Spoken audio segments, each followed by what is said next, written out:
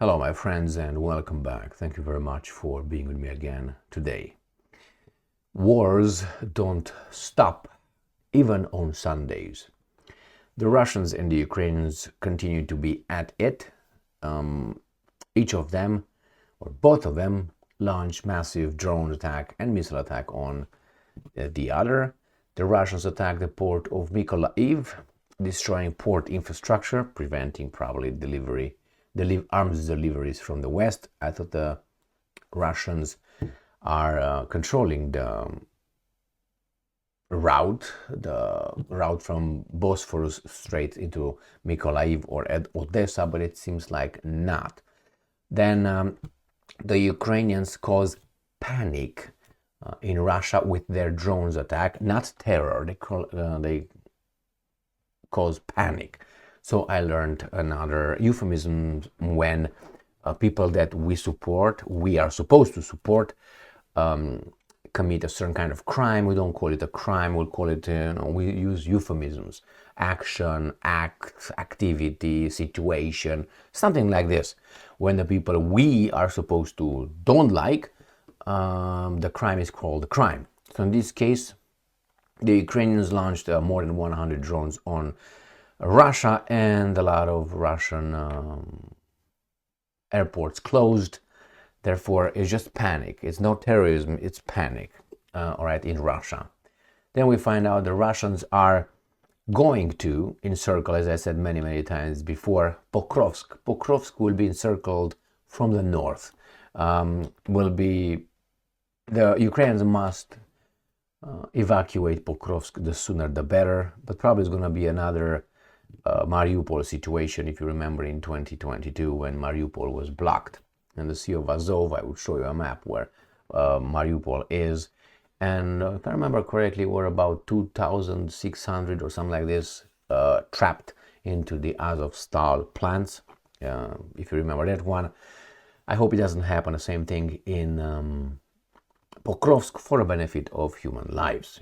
I am compassionate as Trump is. Compassionate for the Ukrainians, but not compassionate for the Palestinians. Why? He thinks of giving Ukraine Patriot systems to protect children's lives, but in Gaza, he's not going to provide the Palestinians with Patriot systems to protect the Gazan or the Palestinians' children's lives. So it's selective compassion, it seems like. And then we have another and the last topic coming from Ukrainska Pravda, from the Ukrainians, claiming that the Russians, the Ukrainians and the Americans will start producing hundreds of thousands of drones. So the military-industrial complex in the United States of America is doing very well. It's just a coincidence. I mean, if there are wars over there, they are here to help. It's not the other way around. No. All right, so let's start with the Russian attack. Ukrainska Pravda, Sunday, July 6th, 2025. Russia attacks Ukraine with 157 drones and 4 missiles, striking 19 sites. So they reported that 98 drones were shot down and another 19 disappeared from radar out of 157 UAVs and the 4 S-300 missiles. Russian drones struck 19 locations while 2 caused damage. Okay, these guys are good, right? I'm not talking about her, obviously. Information from Ukrinform, again, Ukraine air defense neutralizes 117 drones out of 157 drones launched by Russia overnight. Same piece of information, and the Russians attacked with 4 S-300 surface-to-air guided missiles from Kursk region. So the missiles were launched from Kursk. Where is Kursk? Kursk is exactly here. So the missiles were launched from kind of northeast in here. And we have the Shahed drones launched from, and they tell you right here, Shatalovo, Milerovo, Primorsko, Akhtarsk. Oh my God, that's it. As well as in Hvardiskia and Shauda in temporarily occupied Crimea. Usually, I'm going to show you where these things are located. Usually the Russians attack with the drones as well from Bryansk, Oriol, Kursk. These are the main suspects. But then we have Shatalovo right here. And then we have Milerovo now right here. And we have Cape Shauda exactly here. Come on, baby doll. I'm sorry, Primorsko-Akhtarsk. Cape Shauda is right here in the Crimean Peninsula. So the Russians now attack from Cape Shauda, another place in location in Crimean Peninsula, Primorsko-Akhtarsk here, Milerovo here, and Shatalovo in there. And the missiles were launched from Kursk. All right, let's see what other information these guys give us. 19 locations. They don't tell us where yet, but don't worry, we have this information here. Russia launches massive drone attack on Mykolaiv Port infrastructure. So where's that at? All right, this is located exactly right here. Odessa is here, Mykolaiv is here. So it's a port to the Black Sea, kind of inside a little bit, but that's the way it is. Not unlike Odessa right on here, but you need to go through these little straits here and advance to Mykolaiv. This is where it was attacked. Why? I think it's just for the arms deliveries, and look how close the front is. The Russians want to go to Kherson border with Kherson Oblast with Mykolaiv Oblast right here. This is their goal. Supposedly they needed this little part here. And that means they could control, but if the Ukrainians block them here, that's done.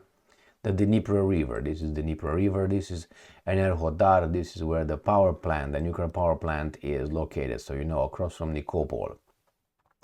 This reservoir is now no more because they say the Russians blew up the Novokakhovka dam right here.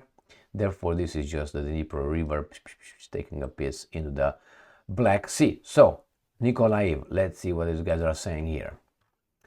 The Russian forces launched a massive drone attack on Mykolaiv's port infrastructure on the night of 5 to 6 of July.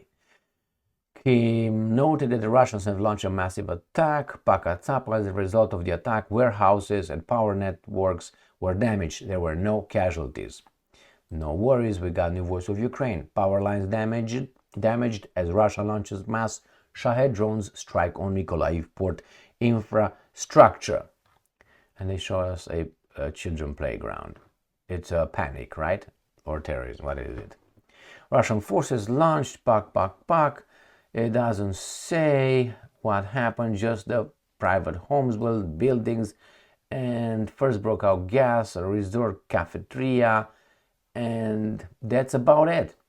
The point is, if they mentioned Mykolaiv as a location where the Russians struck and focused, that is where probably the most of the attacks from Cape Shauda, right here, went straight there, from Primorsko-Akhtarsk in here, and probably Milerovo from here, I'm guessing, because I have no information on that one.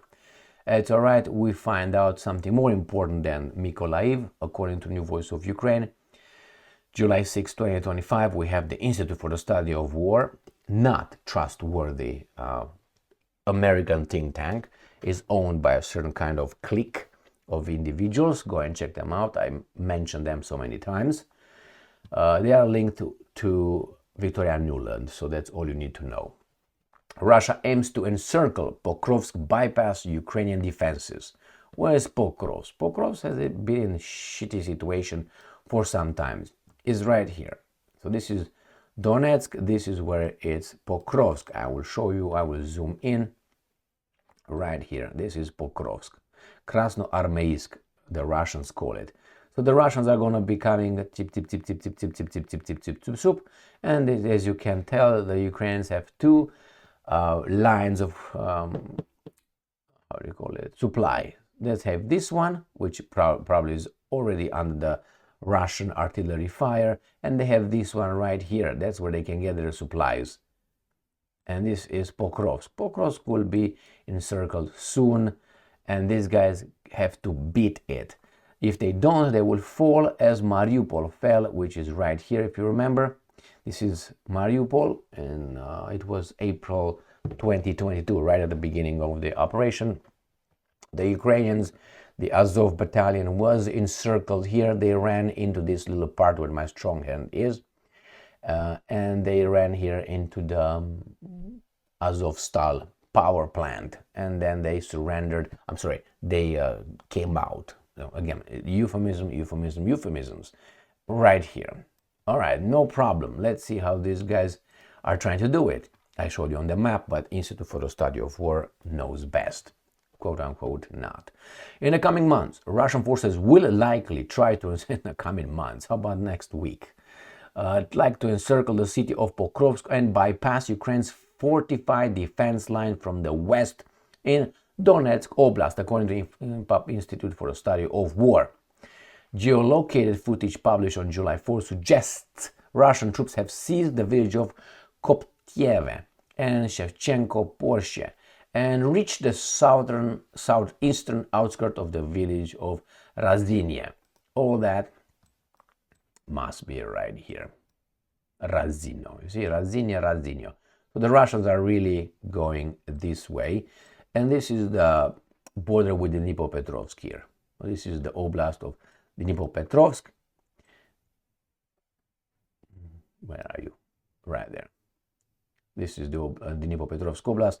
We're talking about this in here, where the Russians are trying to push. Remember, the Russians claim that they have to reach all the borders right here.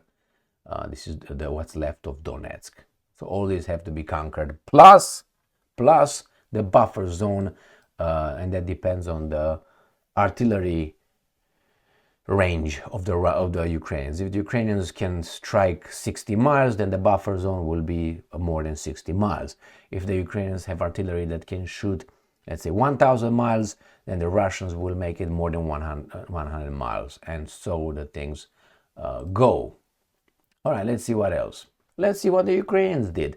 Oh, sorry, chaos and panic. Chaos. It's not terror, it's chaos.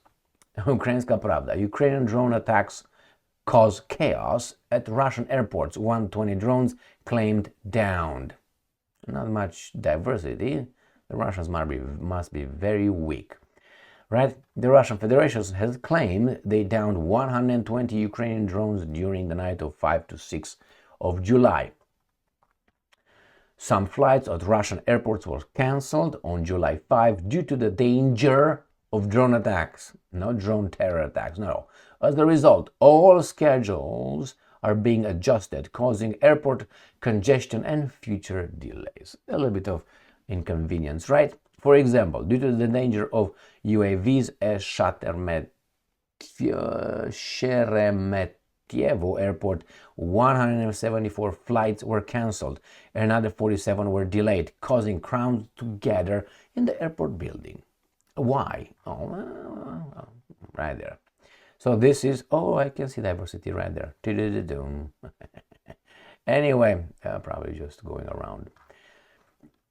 Restrictions on arrivals and departures of aircraft were introduced in Kaluga Airport on the afternoon of 5 July and were only lifted the following morning. So they tell us that a lot of airports were cancelled, including more than 30 flights in St. Petersburg's Polkovo Airport due to threat of UAVs. Okay, and you have another one from New Voice of Ukraine. Drone threat paralyzes Russian airports as passengers trapped on planes for hours. Got it? So remember, next time when you are committing something that you're not supposed to commit, look for euphemisms, and they will be acceptable. No, they're acceptable only in certain situations, not in most of them, depending on the circumstance. And that gets me to the last one. Ukrainska Pravda. Ukraine to receive hundreds of thousands of drones in US deal, Zelenskyy says. Okay, so that means the arm manufacturing companies in the United States of America, the profiteers, will make money to protect civilians. Got it? That's the narrative. Without them, human lives will be lost, and civilians, I know, and they're called, how are they called? Innocent. But hey, in Gaza, the military-industrial complex arms the other side. It's like here they would arm, let's say, the Russians, but no, here they arm the, how do you call them, the victims, the Ukrainians, but in Gaza they arm the victims, which are the Israelis, okay, from the Palestinian children's. Here you go, morality at its American best. Thank you very much for being with me again today. Stay strong, stay smart, look for the truth, and be just.